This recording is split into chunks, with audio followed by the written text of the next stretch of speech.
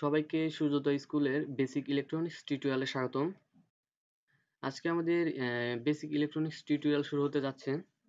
তো টিউটোরিয়ালের শুরুতে প্রথমে আমরা কিছু বেসিক বিষয় নিয়ে আলোচনা করব।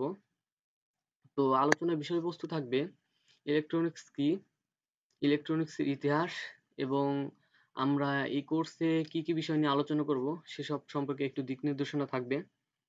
তো প্রথমত একটা প্রশ্ন আসে, ইলেকট্রনিক্স বিষয়টা আসলে কি? তো ইলেকট্রনিক্স এর সংজ্ঞা দিতে গেলে আমরা বলতে পারি যে বিজ্ঞানের যে শাখায় ভ্যাকুয়াম টিউব এবং সেমিকন্ডাক্টরের মধ্য দিয়ে ইলেকট্রনের প্রবাহ নিয়ে আলোচনা করা হয়, সেটাই হলো ইলেকট্রনিক্স। তো এখন ইলেকট্রনিক্সে ভ্যাকুয়াম টিউবের ব্যবহার বলতে গেলে নেই বললেই চলে, কিন্তু সেমিকন্ডাক্টরের ব্যবহার প্রচুর। তো সেমিকন্ডাক্টর আবার বিভিন্ন প্রকার রয়েছে, যেমন ডায়োড, ট্রানজিস্টর, ক্যাপাসিটর, তারপর রেজিস্টর, বিভিন্ন ধরনের কম্পোনেন্ট রয়েছে। তো এগুলোতে ইলেকট্রনের চলাচলের নিয়ে যে শাখায় আলোচনা করা হয় সেটা হলো ইলেকট্রনিক্স।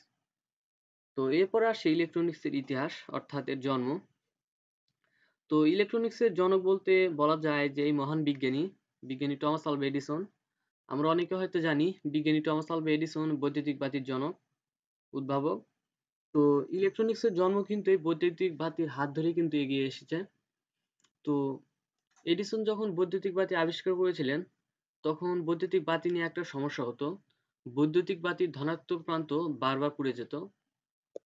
তো তিনি এই সমস্যাটি দূর করার জন্য বৈদ্যুতিক বাতির ধনাত্মক প্রান্তের সাথে একটা ধাতব প্লেট সিল করে দেন, যার ফলে পরবর্তীতে দেখা গেল উম, যে বৈদ্যুতিক বাতিটি আর পুড়ছে না, ভালো মতো কাজ করছে।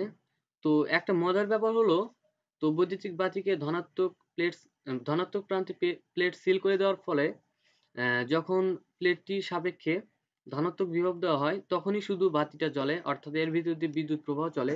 কিন্তু যখন উল্টোটা করা হয়, অর্থাৎ ধনাত্মক প্রান্ত সাপেক্ষে আহ, ঋণাত্মক কারেন্ট দেওয়া হয়, তখন এর ভিতর দিয়ে বিদ্যুৎ প্রবাহ চলে না, অর্থাৎ বাল্বটি জ্বলে না। তো এডিসন এই ঘটনাটি ব্যাখ্যা দিলেন এভাবে যে যেহেতু বাল্ব থেকে নিঃসৃত আধান ধনাত্মক প্লেটের দিকে যায়, তো সেহেতু এই আধানটি হবে অবশ্যই ঋণাত্মক। আর যখন ধনাত্মক আধান দেওয়া হয় তখন সেজন্য ঋণাত্মক আধানের দিকে বিদ্যুৎ প্রবাহ চলে। কিন্তু যখন ঋণাত্মক আধানের সাপেক্ষে ঋণাত্মক আধান দেওয়া হয় তখন এই দুই আধান পরস্পরকে বিকর্ষণ করে, যার ফলে বাল্বের ভিতর দিয়ে বিদ্যুৎ প্রবাহ হয় না। তো এই ব্যাপারটা কাজে লাগিয়ে বিজ্ঞানী ফ্লেমিং, এই মহান বিজ্ঞানী, তিনি ভ্যাকুয়াম টিউব আবিষ্কার করলেন। তো এই ভ্যাকুয়াম টিউবের মাধ্যমে কিন্তু ইলেকট্রনিক্সের যাত্রা শুরু হয়। তো ভ্যাকুয়াম টিউবের বৈশিষ্ট্য হলো এর ভিতর দিয়ে বিদ্যুৎ শুধুমাত্র একদিকে যেতে পারে, কিন্তু উল্টো দিকে যেতে পারে না। তো যার ফলে কিন্তু ইলেকট্রনিক্সের যাত্রা এখান থেকে শুরু হয়েছে। তো তার ফলে ধীরে ধীরে ইলেকট্রনিক্স কিন্তু অনেক উন্নত হয়েছে। আজকে কিন্তু এই ইলেকট্রনিক্স উন্নতির কারণে আমরা ল্যাপটপ, কম্পিউটার, স্মার্টফোন সহ যত যাবতীয় যন্ত্রপাতি রয়েছে এইগুলোর সুফল কিন্তু ভোগ করছি। তো আমাদের এখন বলা যায় যে আমাদের কোর্সে কি কি থাকবে, আমরা কি জন্য ইলেকট্রনিক্স শিখব। তো ইলেকট্রনিক্স শেখার অনেক কারণ রয়েছে।